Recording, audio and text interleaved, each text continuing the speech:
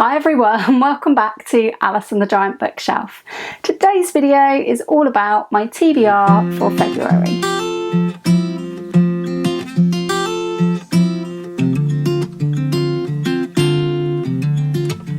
Hi everyone, welcome back to my channel, or welcome if you are new.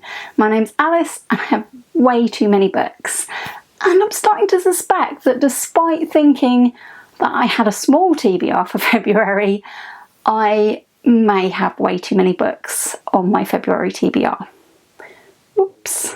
So in my video where I asked you to help me pick my February TBR, I thought at the time that I didn't have very many plans going on. And then in the days that followed making that video, I remembered at least 2 plans that I had forgotten I was doing.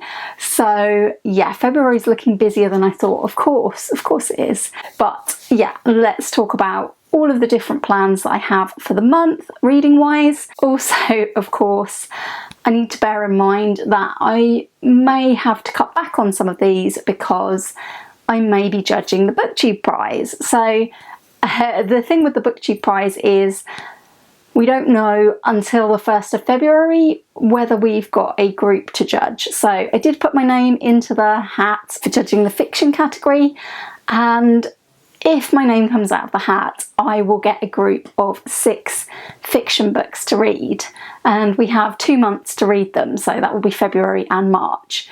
So there is a slight possibility that I'll be reading between sort of 2 and 6 books in February for the BookTube prize. So bearing that in mind, I didn't plan as much, but then I found out that I had actually planned quite a bit. So yeah, we'll see. Anyway, let's take a look at the books. So the first one wasn't originally going to be on my February TBR, but I simply haven't read it yet. This one is the FOMO Bookclub pick for January and February, and I'm going to be reading it probably first of all in February. I think this is going to be one I can't wait to get to it anymore. It's Jamaica Inn by Daphne du Maurier, and FOMO Book Club is the book club that I'm hosting along with Gemma from Gemma Books and Jack from Spread Bookjoy, and we're trying to read books that we feel we've missed out on.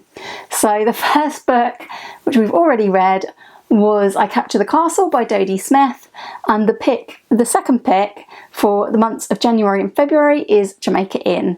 And on Gemma's channel at the end of the month there will be a live show to talk about Jamaica Inn, so it's high time that I get on with reading it. And everyone in the group is also giving me even more FOMO because they're enjoying it so much. Still time to read Jamaica Inn if you would like to join in the FOMO Book Club. I'll leave all the details in the description box down below, including our Discord link if you'd like to join our Discord group, and our Goodreads link if you would like to join our Goodreads chat group. Jamaica Inn's the first choice, and I actually did talk about this on my January TBR, so I'm not going to go into it too much here, but it's set on the Cornish moors. It's got the eponymous Jamaica Inn in it, and I don't know a lot else about it, but I know that I love Daphne du Maurier's sort of dark gothic style, and I can't wait to try this. So that's book number 1 on the TBR, and I will definitely be reading that one in February. Second up, I'm planning to read The Anomaly by Hervé Letellier, and this was a Christmas present from the lovely Ange over at Ange's Book Chatter. I'm really excited for this book. It's a thriller. It's about a commercial plane that duplicates itself, and it poses the question, what if there were 2 of you? So I'm going to be reading this for the Fiction Addiction Book Club, which is hosted by Ange at Ange's Book Chatter and Amy at BookTube with Amy. And I'm really excited to join in Fiction Addiction for the first time. I will leave all their details down below if you'd like to check out that club.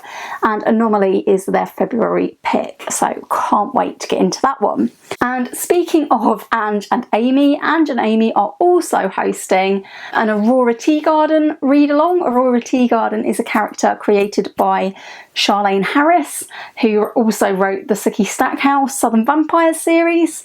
And this is a series that is not supernatural, it's a series of cosy murder mysteries. This read along is called Into the Library, and this book is going to be a reread for me. So it's the second Aurora Tea Garden book. I have my bookmark in it ready to go because I have an omnibus of the first 4. And this is A Bone to Pick. I have read A Bone to Pick before, but I've read it so long ago I remember nothing about it.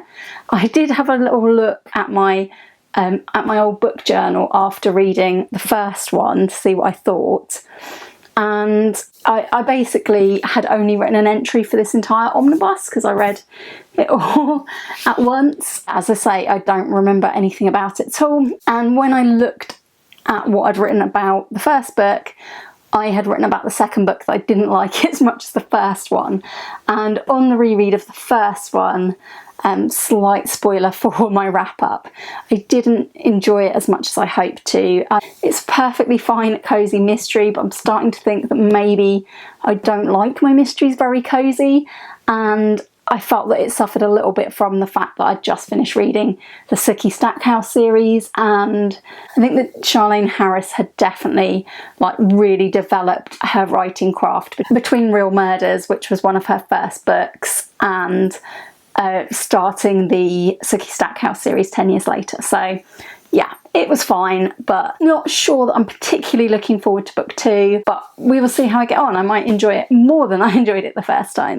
This one is not on the giant TBR, but it was on my 23 thrillers for 2023, and that's because it is for the Killer Reads Thriller Month Book Club, which is hosted by AJ over at AJ Dunn Reads and Writes, and this month the book choice is John le Carré, Tinker Tailor Soldier Spy, and this will be the first John le Carré I've read. I'm a little bit apprehensive about this one. I didn't have to buy this or get it from the library because it happened to be on my husband's shelf, but it does mean it won't be able to be counted for the 30 book challenge, of course, because it's not on my official TBR. So this is over 400 pages. I think it's about spies, and I mean, it's meant to be brilliant. I'm just not sure that this type of thriller is necessarily for me. I'm not sure I'm a spy thriller kind of person, but we will see. It could be amazing. It says on the back that the circus has already suffered a bad defeat and the result was 2 bullets in a man's back, but a bigger threat still exists, and the legendary George Smiley is recruited to root out a high-level mole of 30 years standing, though to find him means spying on the spies. And it says it's brilliant and ceaselessly compelling, pitting Smiley against his Cold War rival in one of the greatest struggles in all of fiction. So that does big it up to me. Hopefully it will be a really good read. And the next book is on the giant TBR, but it was only added to the giant TBR between Christmas and New Year, so it's quite a relative newcomer, but I bought it purely because I wanted to join in this read along, and I'm very, very excited for it because it's being hosted by Becky over at Teacup the Storyteller. If you haven't checked out Becky's channel, you're absolutely missing out because she has a lovely channel. Her videos always cheer me up and just make me feel really, really happy. So go and check out Becky, and also it's not too late to join in with this read along, which will be at a nice casual pace, and it is a read along starting on the 1st of February of Becky's favourite book of all time, The Three Musketeers by Alexander Dumas. Now, I was pleased to see that this is smaller than The Count of Monte Cristo. However, I think that this is about 700 pages. So I got myself a second-hand Penguin Classic copy of this, and I don't really know that much about it, apart from that it's about the Three Musketeers and D'Artagnan, I believe. And my main frame of reference for the Three Musketeers is the children's TV series D'Artagnan and the Three Musket Hounds, which I loved as a child. So I expect for the next couple of months to have the theme tune to that in my head on a continuous loop, which may be a problem. Hopefully it won't be too disruptive and I will enjoy my second Dumas. Now, another possibility of something that I may well do but might have to put on the back burner if I've got a lot of BookTube prize books to read is in the first week of February, there is going to be a sort of mini Garb August. Because Garb August is actually in August, it will be like 6 months till Garb August when this happens. And Garb August is of course the brainchild of Criminoli. Criminoli is running one weekend in February, that is Garb August 1.5 Wasted Weekend. And this is going to be the first weekend in February, the 4th and 5th of February. The challenge is to see if you can read a trashy book over that weekend. So I will probably read the trashiest book that remains on my bookshelf, which is of course Heat Rises by Richard Castle, which I fully meant to read for Garb August and I just didn't get to it. This is a TV tie-in like no other. So the TV series Castle was about an author, Richard Castle, and Richard Castle in the TV series was shadowing a real detective in NYPD whose name I've actually forgotten. From his experiences shadowing the detective, he ends up writing Heat Rises, his first novel about Nikki Heat. I've read 2 of them. This is the 3rd one in the series, and what makes this so delightfully trashy is that these are the supposed books that Richard Castle is writing in the series, and yeah, they've been put out under the name Richard Castle. Obviously they are not really by Richard Castle because Richard Castle is a fictional character in a TV series. So yeah, these definitely qualify as very trashy TV tie-ins. It's a little bit chunky, so not certain I'll be able to read it over one weekend, but we'll give it a go. If I'm not feeling in the mood for this one and I want to save it for actual Garb August, I will probably fall back on a lovely Red Dwarf book because I loved reading the Red Dwarf TV tie-in that I read in Garb August. It was fantastic, and I have 2 more on my TBR to read, so would love to get to those. Could be this one for Wasted Weekend. I also do have one buddy read booked in for the month, and this is going to be a buddy read on audio, so it won't be an extra physical book to read. It will be probably my main audiobook for the month.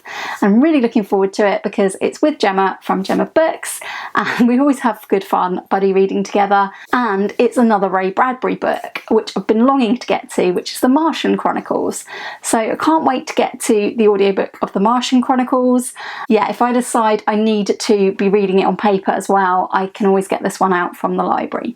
So looking forward to that buddy read. I have 2 more things to mention, and both of these I obviously did when I thought that I hadn't got many other plans.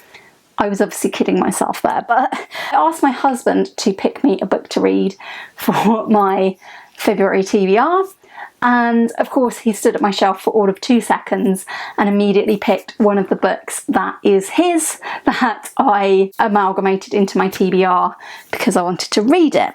I'm pretty sure that this is going to be absolutely brutal, and it says on the back that it's a novel made up of stories, 23 of the most horrifying, hilarious, mind-blowing, stomach-churning tales you'll ever encounter. And that is Haunted by Chuck Palahniuk. And I've read Fight Club by Chuck Palahniuk. My husband has read quite a few of his books and really enjoyed them, and yeah, these are definitely not for the faint-hearted. I think it's best not to know too much going into this. Thanks to my husband for choosing this one for me because I do want to get to more Chuck Palahniuk, even though it is quite disturbing. And finally, of course, we have the book picked by you, the viewers, and to let you know which book was chosen, and thank you so much everybody for all your votes, we're going to have to hand over to present day editing Alice because I'm filming this before a week is up on the poll, and I did say I would give you a week, so we'll hand over to present day Alice, who is going to tell us which book was chosen. It's now Sunday and the results of my poll are ready. Thank you very much for voting because I had over 100 votes in the poll. I also had lots of you leaving me comments explaining why you were choosing what you were choosing. And the runaway winner with 52 votes is One Day in the Life of Ivan Denisovich. So I will definitely be adding this to my February TBR. The next closest book was Everyone in This Room Will Someday Be Dead, and depending on whether I get a BookTube Prize category to judge, this could end up being read in February as well. And just so you know, Losing You came in third by Nikki French. I know quite a few of you commented about Nikki French and were eager for me to read this, and just to say this is also a possibility for February, especially if I don't have to judge the BookTube Prize. So the final book on my TBR is this Russian classic, and I will be reading that. I possibly will be getting to these other two. Let's hand back over to past Alice to wrap up this video.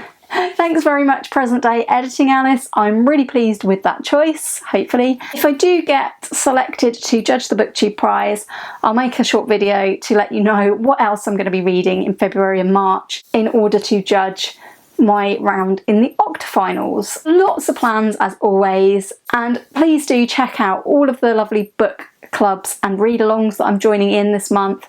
I've left everyone's details in the description down below. That's all from me today. I hope you've enjoyed this February TBR, and if you have, I hope you will consider giving it a like and consider subscribing if you haven't already. Let me know in the comments, have you read any of these books? Would you like to read any of these books? And which one do you think I will enjoy the most? And I will hope very much to see you all again soon for another video all about books here on Alice and the Giant Bookshelf. Bye for now.